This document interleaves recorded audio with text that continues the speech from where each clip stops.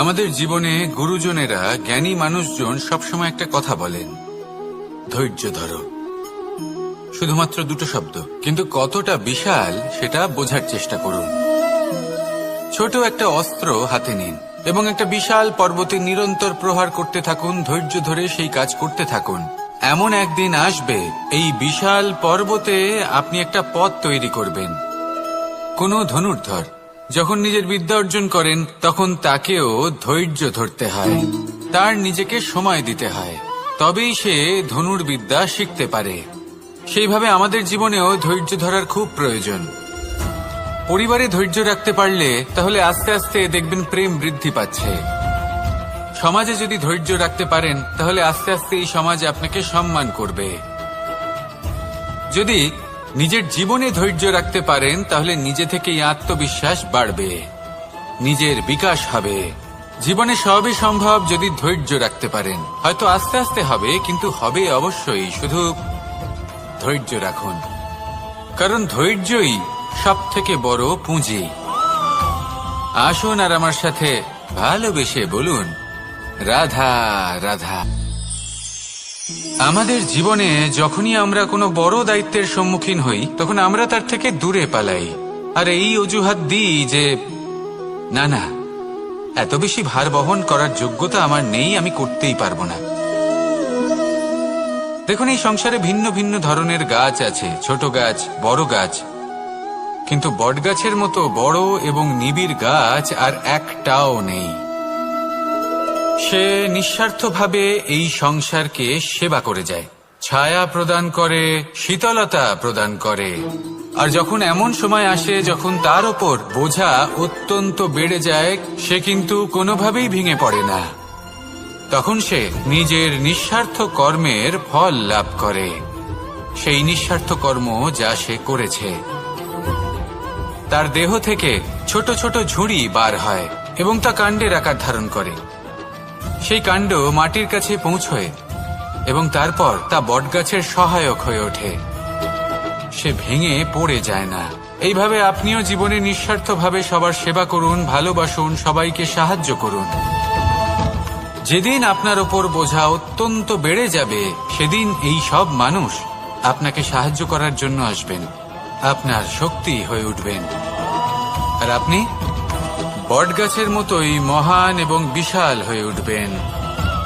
আসুন আর আমার সাথে ভালোবেসে বলুন, রাধা রাধা। একটা শব্দ আছে, পরিস্থিতি।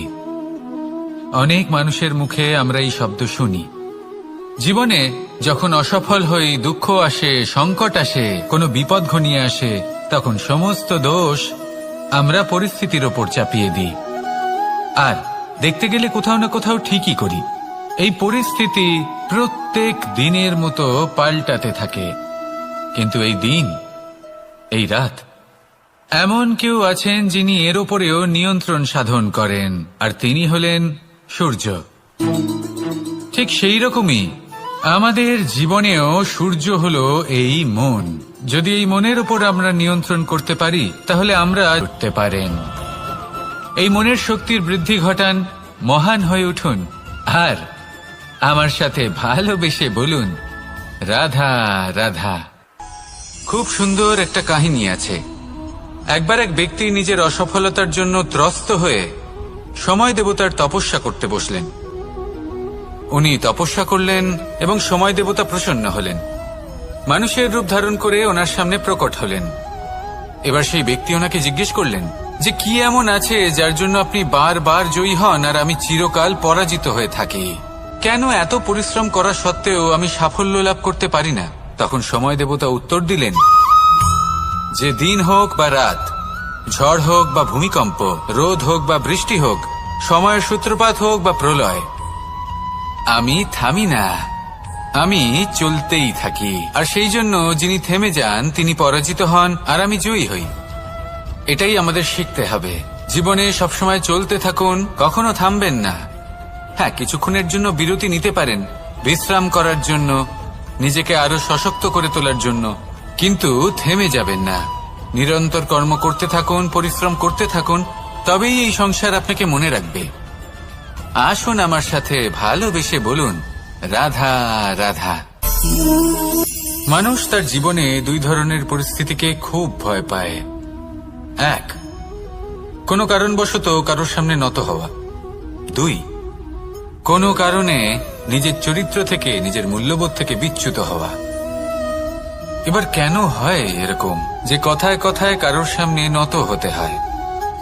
কেন বারংবার নিজের চরিত্র থেকে চ্যুত হতে হয়? এরকম কেন হয়? এটা তখনই হয় যখন আমাদের শিক্ষা এবং মূল্যবোধের অভাব থাকে। যদি মানুষের মধ্যে প্রকৃত শিক্ষা থাকে, তাহলে এই সংসারে কোনো সময় এবং কারোর সামনেই নত হওয়ার কোনো প্রয়োজন নেই। যদি মানুষের মধ্যে মূল্যবোধ থাকে, তাহলে তাকে নিজের মূল্যবোধ বা চরিত্র থেকে বিচ্যুত হতে হয় না, তা সে যাই হয়ে যাক না কেন। কোনো বালককে যদি জন্ম থেকেই সুশিক্ষার অধিকারী করা হয়, শিক্ষিত করা হয়, মূল্যবোধের অধিকারী করা হয়, তবে সে এই সংসারে এমন কর্ম করবে যাতে সে নিজেকে, নিজের পরিবারকে, সমগ্র সমাজকে গর্বিত করতে পারে। শিক্ষা লাভ করুন, মূল্যবোধ লাভ করুন এবং আমার সাথে ভালোবেসে বলুন, রাধা রাধা। আমাদের সকলের জীবনে একটা লক্ষ্য থাকে যেটা আমরা লাভ করতে চাই। ঠিক যেন একটা প্রতিস্পর্ধা বিদ্যমান যে কে সব থেকে আগে নিজের লক্ষ্যে পৌঁছতে পারবে। আর সেই জন্য আমরা সকলেই খুব তাড়াতাড়ি এগোতে চেষ্টা করি, বড় এবং দীর্ঘ পদক্ষেপ ফেলি যাতে তাড়াতাড়ি নিজের লক্ষ্যে পৌঁছতে পারি। কিন্তু এক অত্যন্ত গুরুত্বপূর্ণ বিষয় আছে, সবসময় লক্ষ্য সামনে থাকবে না, কখনো কখনো তা খুঁজতে হয়। এই যাত্রা খুব কঠিন হতে পারে। আর ঠিক এই কারণেই সবসময় দ্রুত গতিতে চলা বা তাড়াতাড়ি পথে চলা সেটা আবশ্যক নয়। তার থেকেও বেশি গুরুত্বপূর্ণ হলো ভেবেচিন্তে তারপর পথ চলা। যদি ভেবেচিন্তে পদক্ষেপ ফেলেন, চলতে পারেন, তাহলে সেটাই সর্বশ্রেষ্ঠ পদক্ষেপ।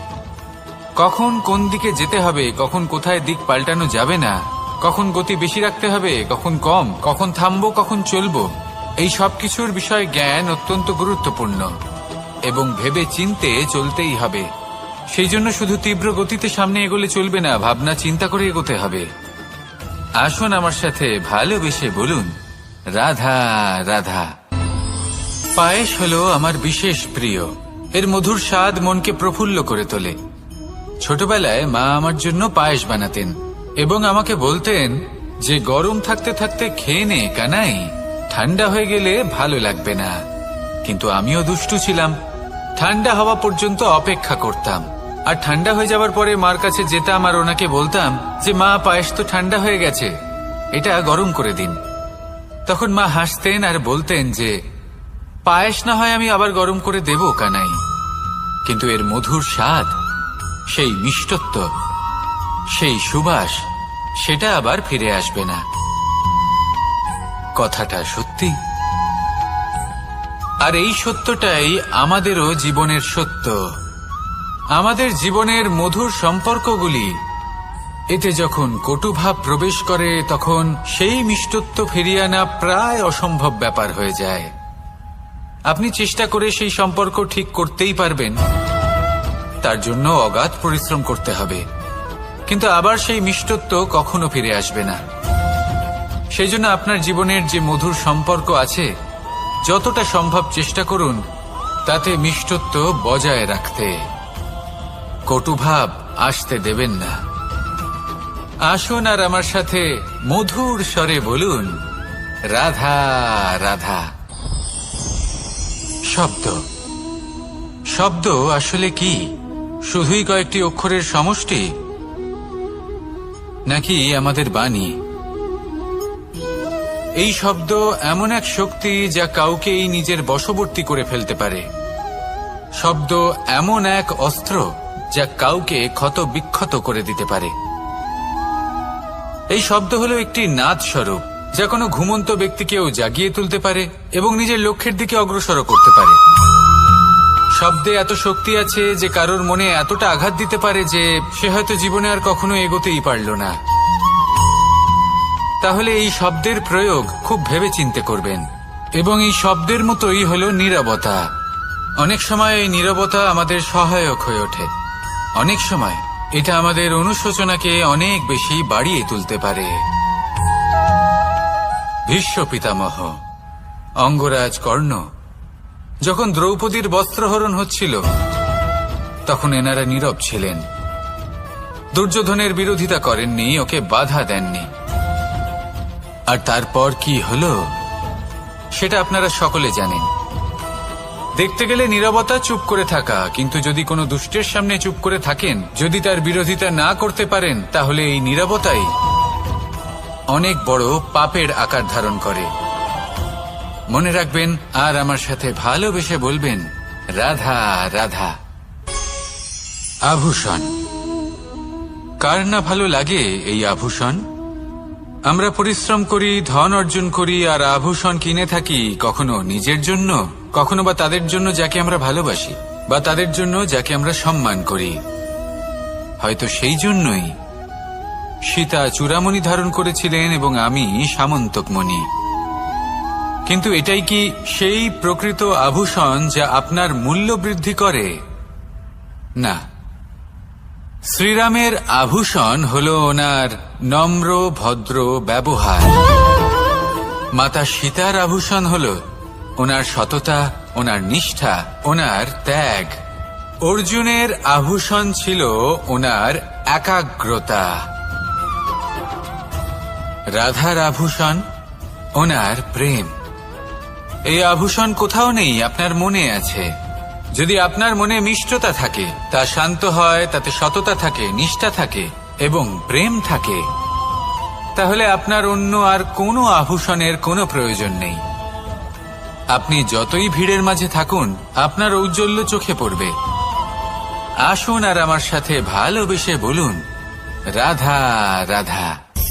এই সংসারের সবথেকে বড় সত্যি হলো জন্ম এবং মৃত্যু, কিন্তু আরো বড় একটা সত্য আছে, মিত্র এবং শত্রু, যা আমাদের সকলের জীবনে থাকে। মিত্র সে যে আমাদের সঙ্গ দেয় এবং সংসারের সবথেকে উঁচু শিখরে আমাদের নিয়ে যায়, এবং শত্রু সে যে যে কোনো মুহূর্তে যে কোনো শিখর থেকে আমাদের নিচে ফেলে দিতে পারে। এবার বিচিত্র ব্যাপার হলো এটাই যে আমরা নিজেরাই এদের সাথে নিয়ে চলি, নিজেরাই এদের পালন করি। তা কি করে? প্রথমে বুঝুন এই মিত্র এবং শত্রু কারা। আপনার নিজের মন, আর কেউ নয়। এই মনই হলো মিত্র যখন তাতে ভারসাম্য বজায় থাকে, তা নিয়ন্ত্রিত থাকে, তা পবিত্র হয়। কিন্তু যদি এই মন অনিয়ন্ত্রিত হয়ে পড়ে, যদি আপনাকে সে নিয়ন্ত্রণ করতে শুরু করে, তখন সেই আপনার সবথেকে বড় শত্রু হয়। সেই জন্য এই মনের ওপর নিয়ন্ত্রণ রাখতে শিখুন, এতে ভারসাম্য বজায় রাখতে শিখুন। তাহলে আপনি এমন এক বন্ধুকে পাবেন যে আপনাকে এই সংসারের শিখরে পৌঁছে দেবে। আসুন আমার সাথে ভালোবেসে বলুন, রাধা রাধা। ঈশ্বর আসলে কে? সংসারের বেশিরভাগ মানুষের কাছে ঈশ্বর হলেন এই সংসারের রচয়িতা, পালনকর্তা। কারোর কাছে উনি জ্ঞাতা, কারোর কাছে উনি হলেন আস্থার প্রতীক, আবার কারোর জন্য শুধুমাত্র অন্ধ বিশ্বাস।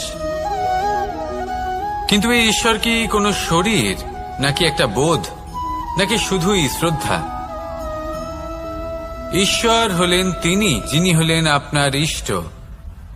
সেই জন্যই তো গুরু, মাতা, পিতা এনাদেরও ঈশ্বরই বলা হয়েছে।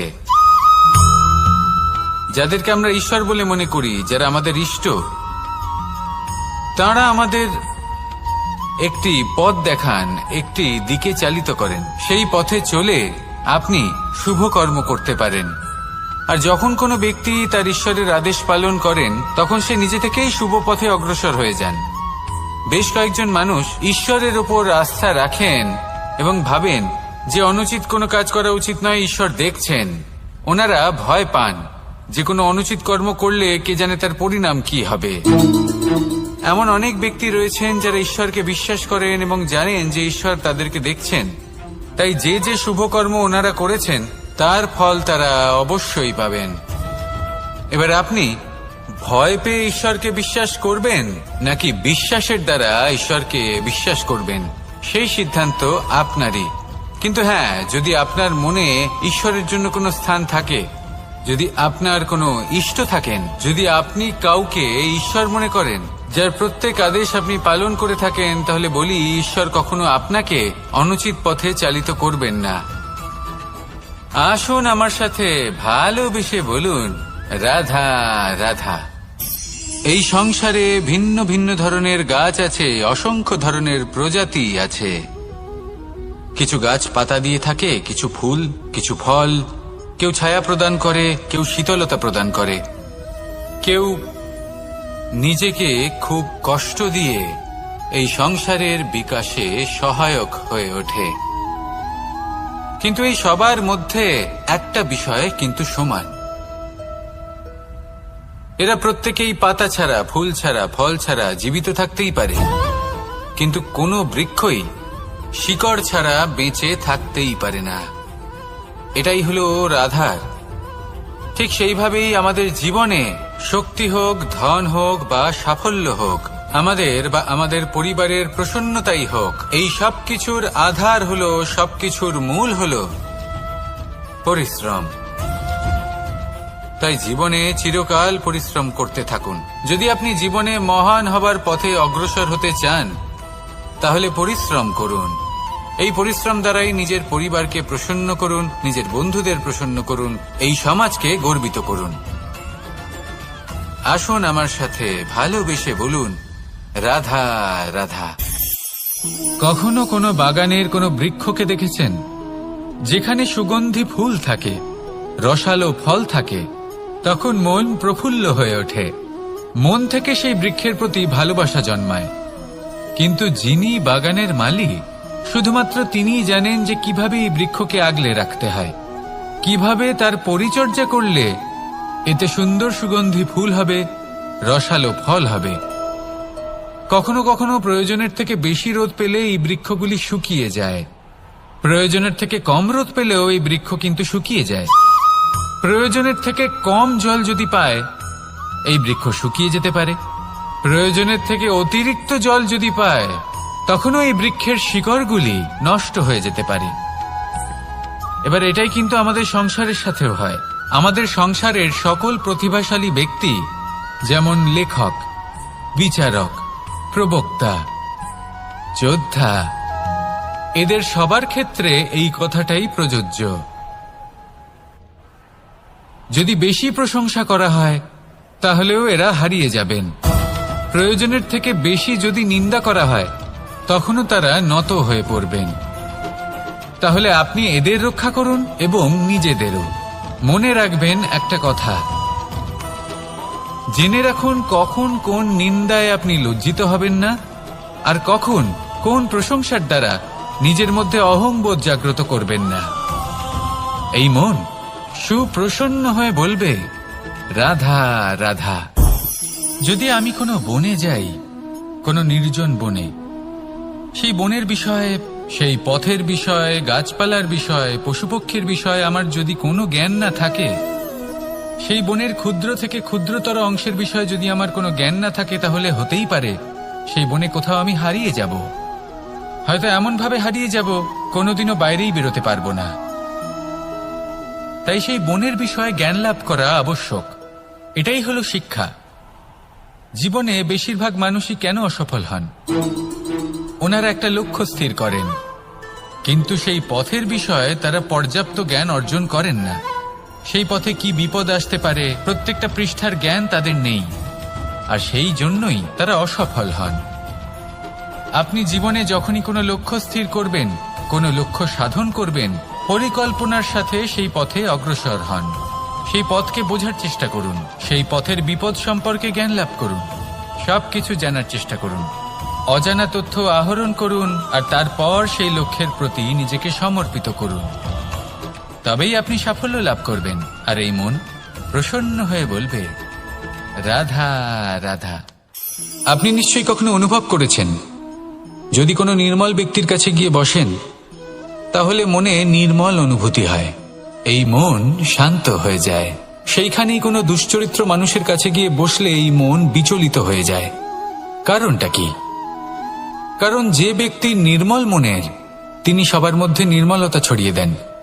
আমাদের অন্তরে যা থাকে আমরা সেটাই সবার মধ্যে বিতরণ করি। যদি আপনি এই সংসারে শুভ বোধ ছড়িয়ে দিতে চান, তাহলে প্রথমে শুভ গ্রহণ করুন, তা অর্জন করুন।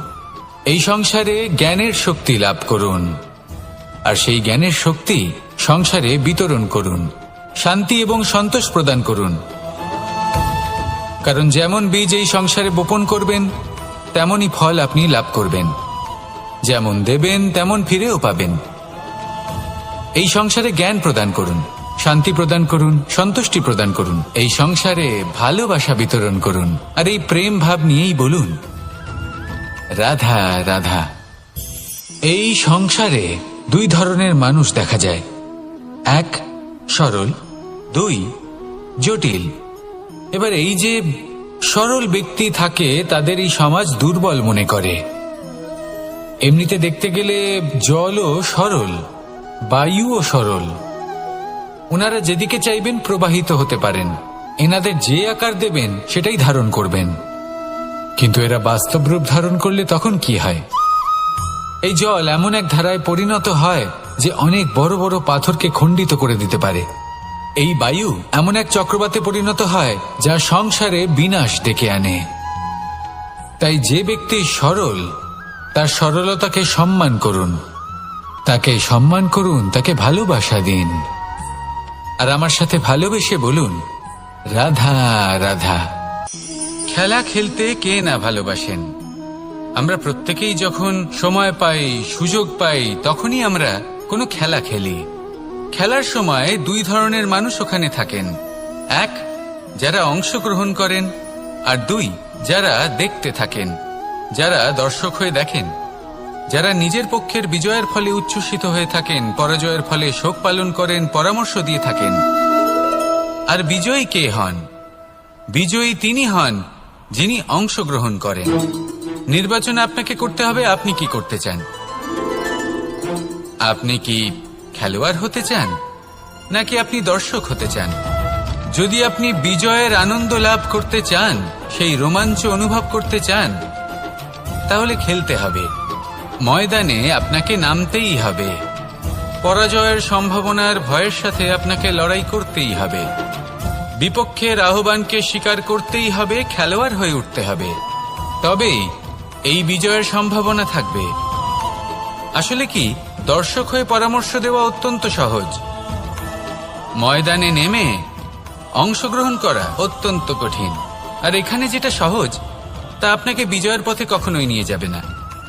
আসুন আমার সাথে ভালোবেসে বলুন রাধা রাধা। এই সংসারে মানুষ জন্মগ্রহণ করেন, বড় হতে থাকেন, পুরুষার্থ লাভ করেন, অর্জন করেন। অর্জন করা আসলে কি? বেশিরভাগ মানুষ বলেন অর্জন করা অর্থাৎ ধন সম্পত্তি অর্জন করা। আর কি অর্জন করা যায়? আর কি লাভ করা যায়? আসল প্রশ্ন হলো এটাই যে কি এমন আছে যা বাস্তব রূপে অর্জন করার যোগ্য। তা হলো ব্যবহার, জ্ঞান এবং সন্তোষ। কেন? কারণ আপনি যখন এই সংসার ছেড়ে চলে যাবেন, তখন আপনার ধন সম্পত্তি আপনাকে বিদায় জানাতে আসবে না। আপনাকে বিদায় জানাতে আসবে আপনার আপনজন, যাদের সাথে আপনার সুসম্পর্ক ছিল। সমগ্র সংসারে সহস্র মানুষ ধন অর্জন করে থাকেন। শ্রেষ্ঠ মানুষ হলেন তিনি যিনি ব্যবহার, জ্ঞান এবং সন্তোষ অর্জন করে থাকেন, একে সকলের মধ্যে বিতরণ করেন। তাই এটাই করুন, আর আমার সাথে ভালোবেসে বলুন রাধা রাধা। এই সংসারের আরম্ভ থেকে এখনো পর্যন্ত এবং ভবিষ্যতেও একটা যুদ্ধ আছে, যা হয়ে চলেছে, চলতেই থাকবে। পাপ এবং পুণ্যের মধ্যে যুদ্ধ, সত্য এবং অসত্যের মধ্যে যুদ্ধ।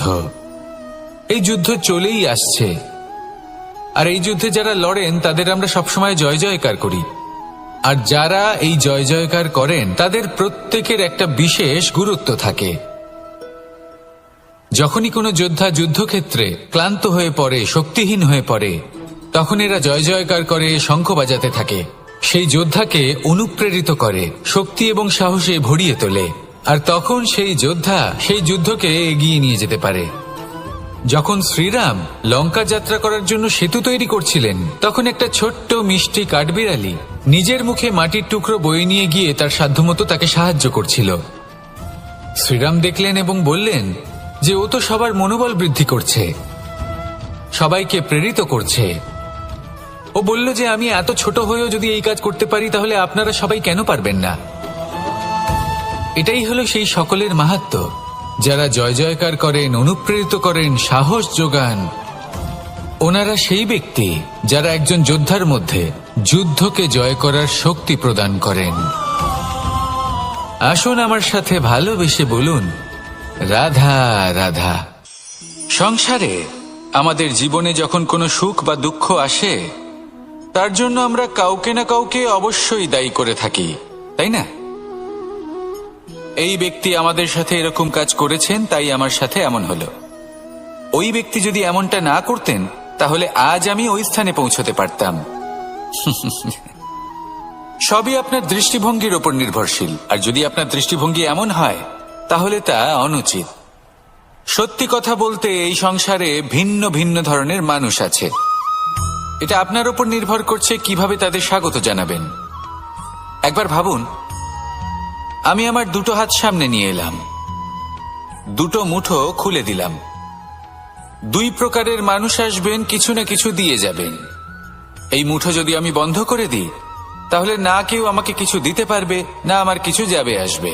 নিশ্চয়ই বুঝতে পারছেন এই দুই ধরনের ব্যক্তি কারা এবং তারা কি দিয়ে যান। আমি যদি নিজের মুঠো খুলে দিই, তাহলে কিছু ভালো মানুষ আসবেন, আমাকে আনন্দ, সন্তুষ্টি, জ্ঞান প্রদান করে যাবেন, ভালো অভিজ্ঞতা দিয়ে যাবেন। কোনো খারাপ ব্যক্তি যদি আসেন, তাহলে তিনিও খারাপ অভিজ্ঞতা দেবেন, যার থেকে আমি শিক্ষা লাভ করব। এই সব কিছু আমি লাভ করতে পারি।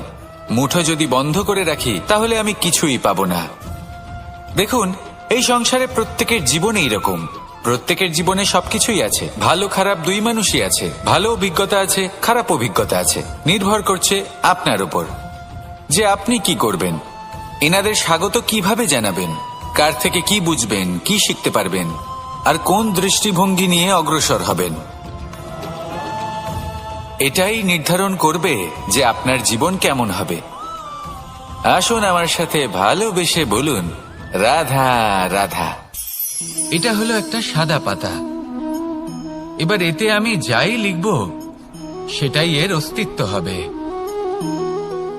এতে আমি প্রেমের কিছু কথা লিখে একে প্রেমপত্র বানিয়ে তুলতে পারি। মাতা পিতার জন্য একটা শুভ সংবাদ লিখতে পারি। শত্রুর বিষয়ে সতর্ক করব বলে সেনাকে একটা সংবাদ লিখতে পারি। দ্বারকাবাসীর জন্য কোনো সংবাদ পাঠাতে পারি। যাই লিখব, এই পত্র সেটাই হয়ে উঠবে। সেই রকমই হলো আমাদের জীবন। আমরা যেমন কর্ম আমরা করব, আমাদের অস্তিত্ব এবং ব্যক্তিত্ব ঠিক তেমনই হয়ে উঠবে। যদি আপনি একটা অসাধারণ, উজ্জ্বল এবং সম্মানজনক জীবনযাপন করতে চান, তাহলে তার একটা রহস্য আপনাকে বলি। যেমন কথন হবে, কর্ম তেমন হবে। অর্থাৎ যতটুকু বলেছেন ততটুকুই করুন, আর যতটুকু করেছেন ততটুকুই বলুন। এই একটা নিয়ম যদি আপনারা পালন করেন, তাহলে এই সংসারের সমস্ত পণ্ডিত আপনাকে অবশ্যই সম্মান করবেন। তাহলে এটাই করুন আর আমার সাথে ভালোবেসে বলুন, রাধা রাধা। কখনো কোনো পাখিকে দেখেছেন? যখন সে প্রথমবার উড়তে চেষ্টা করে, সে বাসা থেকে মাটিতে পড়ে যায়, কিন্তু সে হার মানে না। চেষ্টা করতে থাকে, করতেই থাকে, ডানা ঝাপটাতে থাকে, আর তারপর সে উড়তে শেখে। গোল শালগ্রাম শিলাকে দেখুন, পর্বত থেকে খসে পড়ে, ধাক্কা খায়, জলের প্রবাহ দ্বারা ঘর্ষিত হয়, তারপরে তা শালগ্রামে পরিণত হয়। ভেবে দেখুন, যদি কোনো পাখি প্রথমবার উড়তে গিয়ে এটা ভাবে যে না না, যদি আমি পড়ে যাই তবে, আমার যদি আঘাত লাগে তবে, আর যদি ভয়ের কারণে সে শুরুই না করতে পারে, চেষ্টাই না করে, তাহলে কি সে উড়তে শিখবে? কখনোই নয়। এটাই আমাদের শিখতে হবে, প্রারম্ভ করতে হবে। তা অত্যন্ত গুরুত্বপূর্ণ। যখন আমরা কিছু শুরু করি তখন ভয় করে, কিন্তু যদি এটা না করেন জীবনে কখনো সামনে এগোতেই পারবেন না। হতেই পারে প্রারম্ভ করার পরে আপনি পড়ে যাবেন, বারবার নিচে পড়ে যাবেন, কিন্তু যদি নিরন্তর চেষ্টা করতে থাকেন তাহলে একদিন না একদিন আপনি অবশ্যই সফল হবেন। এই শুরু করাটাই সব থেকে বেশি কঠিন। এর দ্বারা ভয়ভীত হবেন না। আসুন আর আমার সাথে ভালোবেসে বলুন, রাধা রাধা। যদি আমি আমার চোখ বেঁধে কোনো একটা নির্দিষ্ট দিকে নিজের সমস্ত শক্তি প্রয়োগ করে ছুটে যাই তাহলে কি হবে? আমি কোথাও ধাক্কা খেতে পারি, নিজের ক্ষতি করতে পারি, কোথাও পড়ে যেতে পারি, তাই না? অর্থাৎ এটা নিশ্চিত এই কাজ আমার করা উচিত নয়। কিন্তু আজকের দিনে প্রত্যেকটা মানুষ এই কাজই করছেন, তাই না? কোনো কাজ করার পূর্বে সেই কাজের বিষয়ে সম্পূর্ণ তথ্য কোথায় সংগ্রহ করছেন? শুধু এটুকু জানেন যে এই কাজটা করলে কত ধন অর্জন করবেন আর কত নাম হবে, আর ব্যাস সামনে এগিয়ে যান। এটা উচিত নয়।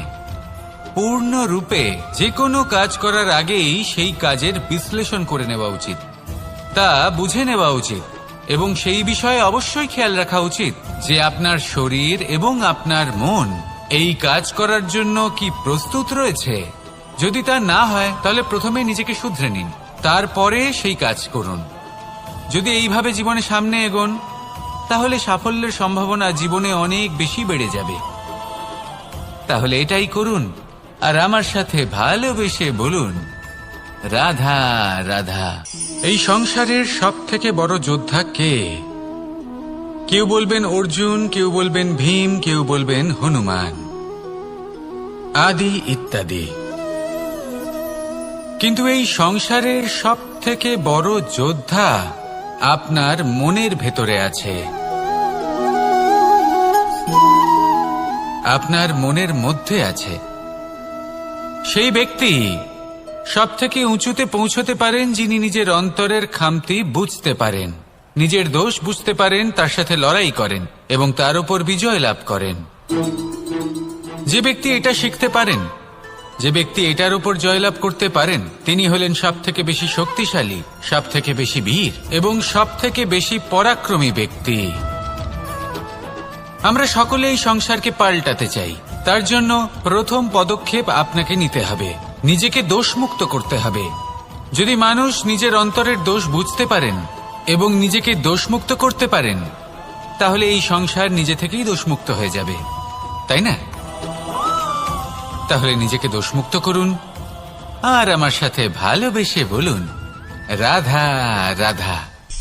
মানুষের জীবন সবসময় ন্যায় আর অন্যায়ের মাঝে ঘুরপাক খেতে থাকে। প্রত্যেক মানুষের মনে হয় কোথাও না কোথাও তার সাথে অন্যায় হচ্ছে।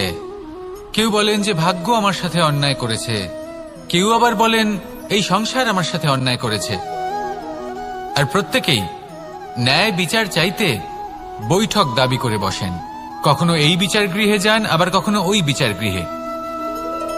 যদি সত্যি কথা বলি, এই সংসারের সব থেকে বড় বিচার গৃহ আপনার কাছেই রয়েছে, আপনার মন। আপনার মনই হলো সব থেকে বড় বিচার গৃহ। এ খুব ভালো করেই জানে কি শুদ্ধ আবার কি অশুদ্ধ, এর শুভ অশুভর জ্ঞান রয়েছে, এ সব জানে। দেখতে গেলে প্রত্যেকটা মানুষ যদি নিজের মনের কথা শোনেন তাহলে তিনি ভালোভাবেই বুঝতে পারবেন তিনি কি উচিত করেছেন আর কি অনুচিত। দিনে একবার রাত্রের নিদ্রায় যাওয়ার পূর্বে নিজের সাথে বসুন, চোখ বন্ধ করুন আর বিচার করুন আজ আপনি কি উচিত করেছেন আর কি অনুচিত।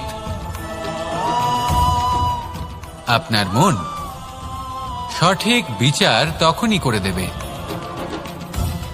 আসুন আমার সাথে ভালোবেসে বলুন, রাধা রাধা। আপনি কখনো কোনো পাথরের বুক চিরে বয়ে চলা কোনো নদী দেখেছেন? পাথর নদীর সামনে নত হয়ে যায়, তাকে বাধা দিতে চেষ্টা করে কিন্তু কখনো বাধা দিতে পারে না। এই নদী হলো ততটাই শক্তিশালী, কিন্তু এর আরম্ভ কোথা থেকে হয়? দূরে কোথাও কোনো পর্বতের চূড়াতে এক বিন্দু জল ঝরে পড়ে আর তার সাথে হিম গলিয়ে দেয়। তারপর জলের শক্তি বৃদ্ধি পায়, তারপর অনেক বিপদের সম্মুখীন হয় আর অনেক ধরনের বাধা সে অতিক্রম করে। তার শক্তির এতটাই বৃদ্ধি হয় যে তাকে বাধা দেওয়া একেবারেই অসম্ভব ব্যাপার হয়ে যায়। দেখুন, নদী তো মহান বটেই, কিন্তু তাকে মহান করে তুলেছে কে? সেই সকল বিপদ যার থেকে ও কখনো পালায়নি। সেইভাবেই আমাদেরও বিপদ থেকে পালিয়ে গেলে হবে না, তার সম্মুখীন হতে হবে সাহসের সাথে, পূর্ণ শক্তি প্রয়োগ করে। তবেই আমরা শিখতে পারবো, তবেই আমরা সামনে এগোতে পারবো। যদি আপনি জীবনে কুন্দন হয়ে উঠতে চান, তাহলে জ্বলন সহ্য করতেই হবে। আসুন আমার সাথে ভালোবেসে বলুন, রাধা রাধা। এ হলো গোলাপ ফুল। একে আমরা সকলেই চিনি। সমগ্র সংসার ভালোবাসে এই পুষ্পকে। এই ফুল দেখতেও সুন্দর। সবথেকে বেশি গুরুত্বপূর্ণ কথা হলো এর সুগন্ধ, যা দূর দূরান্ত থেকে ব্যক্তিদেরকে আকৃষ্ট করে। এই সুন্দর পুষ্প একটু মন দিয়ে দেখলেই দেখা যায় এর নিচে কাঁটা রয়েছে। এই সংসার বলে, এ প্রকৃতির কেমন রচনা, এত কোমল পুষ্প, এটা কি তীক্ষ্ণ কাঁটা সহ প্রস্ফুটিত হয়?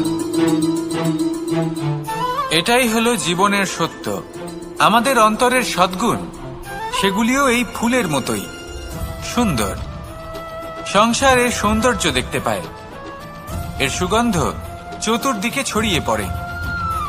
কিন্তু এই সদ্গুণ জাগ্রত করে তোলার জন্য কঠোর পরিশ্রম করতে হয়, প্রতিনিয়ত চেষ্টা করে যেতে হয়।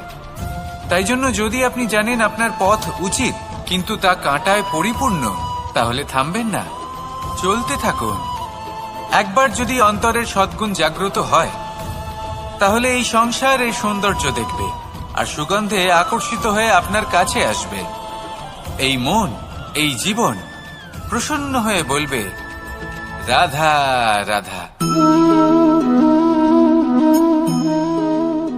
মোহনের বাঁশির এই সুর, এই সঙ্গীত কার না পছন্দ হয়? সবারই খুব ভালো লাগে। এবার এই সুর আসে কোথা থেকে? কেউ বলবেন কৃষ্ণের হৃদয় থেকে। সত্য কথা, এই সুর হৃদয় থেকে নির্গত হয় এবং প্রকট হয় এই বাঁশি থেকে। এই বাঁশিটাকে দেখুন, এই ছিদ্রগুলি দেখুন। প্রত্যেকটা সুর থেকে নিজস্ব একটা স্বর নির্গত হয়। এবার যে ব্যক্তি এই সমস্ত সুর এবং স্বর বুঝতে পারেন, এতে নিপুণ, তিনি এই বাঁশির দ্বারা যে সুর নির্গত করবেন, তা তো মধুর অবশ্যই হবে। এবার জীবনের সাথেও কিছুটা এরকমই ঘটে।